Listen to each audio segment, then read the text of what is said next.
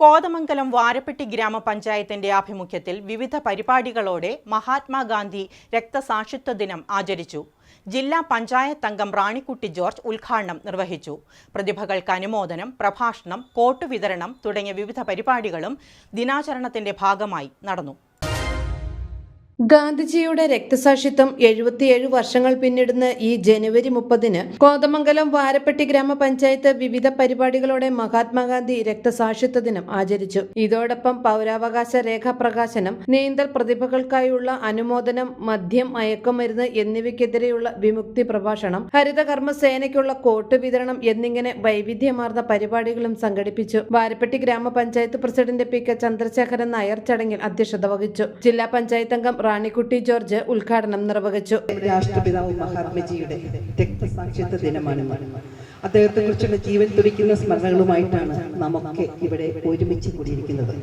സ്വന്തം ജീവിതം കൊണ്ട് അഹിംസയുടെയും സത്യസന്ധതയുടെയും സ്നേഹത്തിന്റെയും സഹിഷ്ണുതയുടെയൊക്കെ ഒരു സന്ദേശം പകർന്നു നൽകിയ ഗാന്ധിജി എന്ന പ്രകാശം ഇന്ത്യക്ക് മാത്രമല്ല ലോകത്തിന് മുഴുവനും വെളിച്ചം പകർന്നുകൊണ്ടിരിക്കുകയാണ്. ഗാന്ധിജിയുടെ ജീവിതം നമുക്കൊരിക്കലും പഠിക്കാൻ പറ്റാത്ത ആഴങ്ങളിലേക്ക് ഇറങ്ങുമ്പോൾ കൂടുതൽ ബോധ്യങ്ങളും കൂടുതൽ അറിവുകളും ഒക്കെ നമുക്ക് നൽകുന്ന ഒരു പാഠപുസ്തകത്തിന് തുല്യമാണ്. സ്വന്തം വ്യക്തി ജീവിതത്തിലായാലും പൊതുജീവിതത്തിലായാലും അദ്ദേഹം വിട്ടുവീഴ്ചയില്ലാത്ത നിലപാടുകളായിരുന്നു അദ്ദേഹത്തിന് ഉണ്ടായിരുന്നത്. അതിപ്പോ എത്ര കഠിനമായ സാഹചര്യമാണ് എങ്കിലും ആ നിലപാടുകളിൽ നിന്ന് വ്യതിചലിക്കാതെ അദ്ദേഹത്തിന് സ്വന്തം മൂല്യങ്ങൾ ഉയർത്തിപ്പിടിക്കാൻ കഴിഞ്ഞിരുന്നു. എന്റെ ജീവിതമാണ് എന്റെ സന്ദേശം എന്ന് പറയുക മാത്രമല്ല, ജീവിതത്തിൽ അത് പ്രാവർത്തികമാക്കി കാണിച്ചു തരികയും ചെയ്തു മഹാത്മജി. നമുക്കറിയാം, സ്വാതന്ത്ര്യ സമരം, ആ സമരത്തിലൂടെയാണ് അദ്ദേഹം ജനഹൃദയങ്ങളിൽ ഇടം നേടുന്നത്.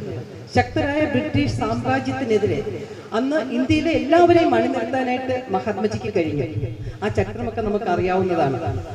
അഹിംസയിലൂന്നി ആയുധമില്ലാതെ നിസ്സഹകരണത്തിലൂടെയും സത്യഗ്രഹത്തിലൂടെയും ഇന്ത്യൻ സ്വാതന്ത്ര്യ സമരം മുന്നേറിയപ്പോ സത്യത്തിലെ ലോകം അത് അവിശ്വസനീയതയുടെ കാഴ്ച കണ്ടത്. കാരണം ആ കാലം അത്രയും അതുപോലൊരു സഹന സമരം ലോകം കണ്ടിട്ടുണ്ടായിരുന്നില്ല.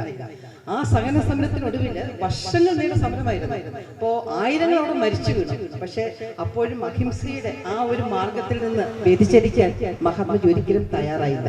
ഗ്രാമപഞ്ചായത്ത് വൈസ് പ്രസിഡന്റ് ബിന്ദു ശശി ആമുഖ പ്രഭാഷണം നടത്തി. Block panchayat vice president Diana Nobi Harithakarma സേനയ്ക്കുള്ള കോട്ട് വിതരണം ഉദ്ഘാടനം ചെയ്തു. വിമുക്തി പ്രഭാഷണം നടത്തിയ excise preventive officer KS Ibrahim, നീന്തൽ പ്രതിഭയായ റെയ്സ അജിംസിനെയും പരിശീലകൻ ബിജു തങ്കപ്പനെയും അനുമോദിച്ചു. സ്റ്റാൻഡിംഗ് കമ്മിറ്റി അധ്യക്ഷരായ MS Benny, Deepa Shaju, KM Sayyid, ward മെമ്പർമാരായ Angel Mary Joby, PP Kuttan, KK Hussain, Divya Sali, Priya Santhosh, Shaji Basi, assistant secretary KK Prakash, വിവിധ കക്ഷി നേതാക്കളായ ഷാജി വർഗീസ്, നിസാർ ഇറക്കൽ, MI കുര്യാക്കോസ്, MM ഷംസുദ്ദീൻ തുടങ്ങിയവർ പങ്കെടുത്തു. ഈ ദിവസത്തിന്റെ പ്രാധാന്യത്തില് ഈ വിമുക്തി ഇങ്ങനെ വെക്കുമ്പോൾ അത് വളരെ കരുതലോടുകൂടി തന്നെ വെച്ചതാണെന്ന് നിങ്ങൾ ഓരോരുത്തരും വിശ്വസിക്കാൻ തോന്നുന്നു.